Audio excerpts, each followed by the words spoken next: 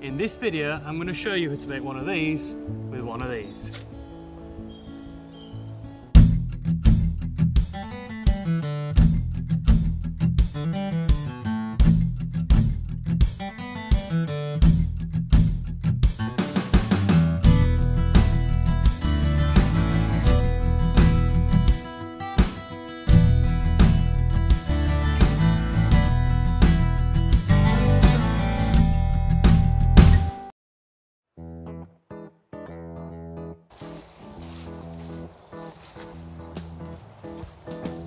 Hi, I'm Simon, welcome to RedWeston Bushcraft.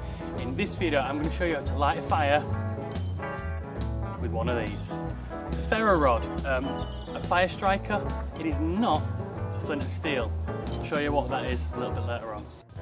Now, the first video I ever did on this channel was showing you how to use one of these properly. I said there are hundreds of different ways to use them, but for me this is the most efficient. Because it was my first video, it was pretty janky, so I'm going to do it all again and hopefully I'll be a little bit clearer this time. We're going to call this part the steel, this part the striker. Okay, what you need to do is hold the steel flat, level with the ground.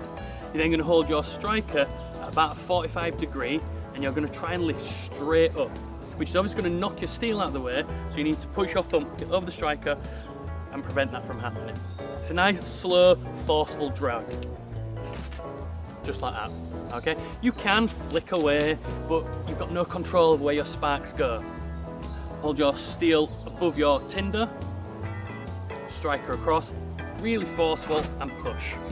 So when you are drawing your ferro rod back across your steel, try and imagine like a butter knife, but instead of a lovely golden curl, you're getting a lovely shower of iron sparks. You're drawing it across, you're drawing it across at that angle, only floor pulling up.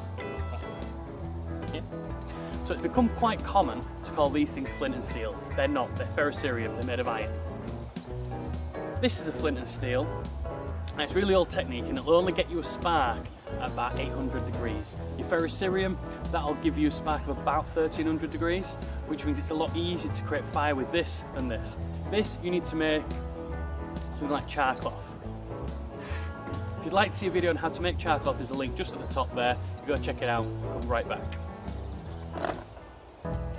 Great, we all caught up. Nice one. Now, before I go any further, I've been making these videos for about a year now, and I've got nearly 200 subscribers, which for me is amazing. Thank you each and every one of you. However, when I look at the analytics, only 10% of my viewers have subscribed, which means 90% of you out there haven't hit that subscribe button yet. So if I go any further, can you just do that for me now? Just go subscribe. Great, while you're down there, just hit that thumbs up. Sorry, I'll wait. Are you done? Great, let's go. So the first thing you need to do when you're starting a fire is lay a bed on the ground. It raises the fire off the cold, wet, damp ground. So chop some pieces of wood, so split them down. So I'm just going to create a raised bed. Now what I like to do is just put one at the back as a windbreak. Yeah, sometimes we'll start a log cabin effect and build them up at the side. Your tinder, which is your fire starting material, and your tiny twigs, your kindling, which is something slightly bigger, and then your fuel. Now with my flint and steel, I'm going to hold my steel flat to the ground. My striker goes over the material, then putting as much force as I can on, I lay a strike down.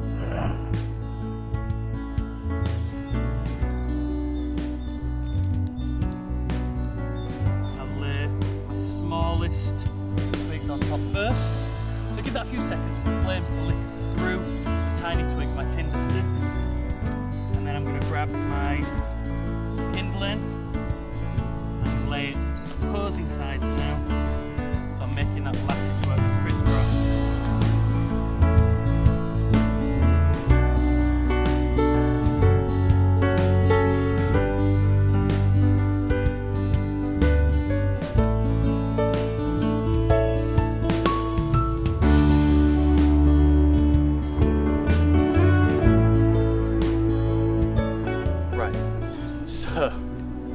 Just to avoid anybody claiming false advertising that I didn't show you how to use a flint and steel, dead quick, this is how you do it.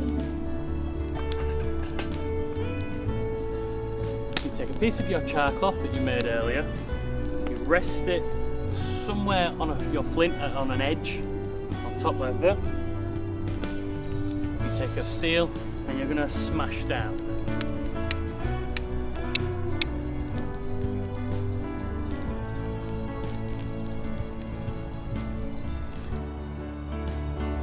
So you get a little glowing ember like that. Get a piece of cotton wool.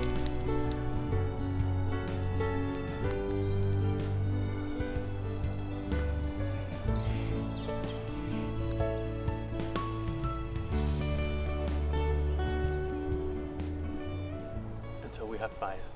Well, that's all I've got for today. If you enjoyed the video, give me a thumbs up. If you're a fan, give me a thumbs down if you like. If you want to see my latest video, hit up top here somewhere. There's some more great content down there.